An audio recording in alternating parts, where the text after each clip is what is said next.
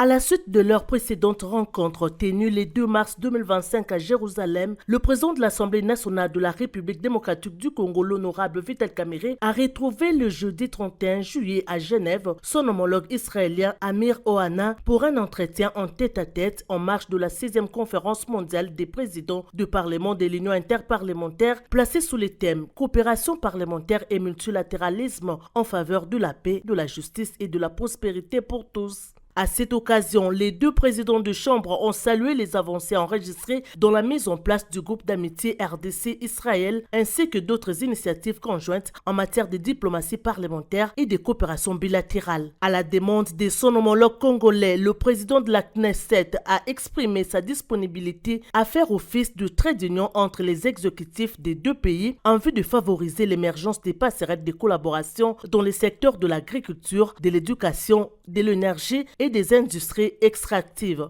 La question des conflits armés en République démocratique du Congo et au Moyen-Orient a également retenu l'attention des deux personnalités qui ont réaffirmé leur engagement commun à la paix et à la recherche des solutions durables aux crises qui affectent leur peuple. Ils ont souligné certaines similitudes structurelles entre les deux conflits, lesquels appellent une mobilisation internationale accrue ainsi qu'une lecture lucide et concertée des enjeux sécuritaires régionaux au regard de leurs répercussions sur la stabilité globale. Les deux parlementaires se sont accordés sur la nécessité de capitaliser les acquis de cette 6e conférence mondiale des présidents du Parlement, en particulier en ce qui concerne les défis sécuritaires propres à chacun de leurs pays. À cet effet, une mission parlementaire de la Knesset à Kinshasa a été envisagée. Peu avant de quitter Genève, le président de l'Assemblée nationale Vital Kamerhe a assisté à la session marquant la clôture de la 6e conférence mondiale des présidents des parlements dont la prochaine session s'y tiendra en 2030.